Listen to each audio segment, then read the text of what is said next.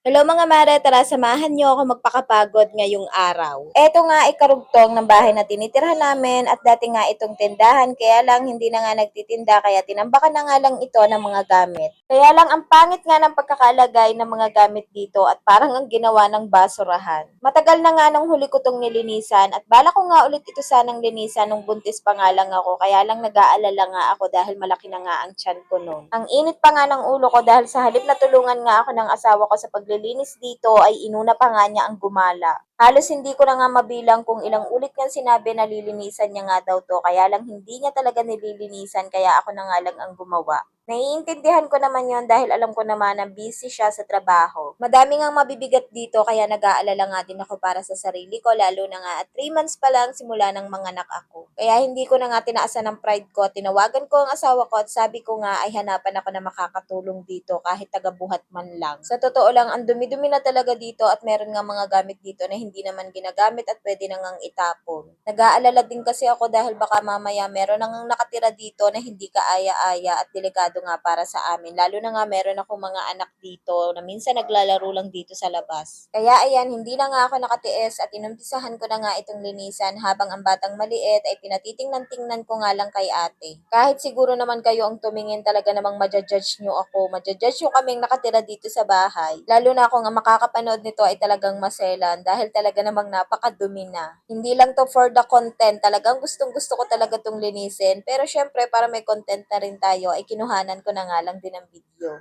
Fast forward na nga tayo na ilabas na nga ang mga gamit na nakalagay sa loob. Meron nga akong katulong dyan, hindi ko na nga lang siya isinama sa video. Pagkatapos ay nilikom ko na nga din itong mga nakasampay dito na nung nakaraang linggo pa nalabhan at ngayon ko nga lang dinalikom. Ang dami na nga ulit naming labahin pero hanggang ngayon hindi ko pa nga dinalilikom itong mga sinampay. Pagkatapos ngang mailabas ng katulong ko kanina dito sa paglilinis sa may gilid ng bahay na tinitirhan namin ay umalis din naman agad siya. Tapos ako na nga nagpatuloy sa paglilinis dito sa labas. Itatapon na nga namin ang mga gamit na hindi na naman magagamit at hindi na naman talaga pwedeng gamitin para naman mabawas-bawasan ng mga nakatambak dito. Meron ngang divider na nakalagay dito sa may garahe at pinalipat ko nga yun doon sa ginawa naming bodega. Para naman medyo lumuwag din dito at makapaglaro ang mga bata dito. Gusto nga ng asawa ko ay gawin tong salas para nga dito daw ang tambayan at dito nga daw maglalaro ang mga bata para naman lumuwag dito sa loob ng bahay. Kaya lang magkaiba talaga kami ng gusto ng asawa ko dahil ang gusto ko naman ay i-extend ang kwarto para nga magiging dalawa, para nga nakabukod na ng kwarto ang mga anak ko. Siguro saka na nga lang namin yung pag-uusapan kapag meron na talagang pera at meron na talagang pampagawa. Ang hirap din naman kasi na puro ka plano pero wala ka namang hawak na pera para may pampagawa. O siya mga mare, dahil napagod ako ay fast forward na nga tayo. Tingnan nyo naman kung gaano na nga kaaliwalas dito sa may gilid ng bahay.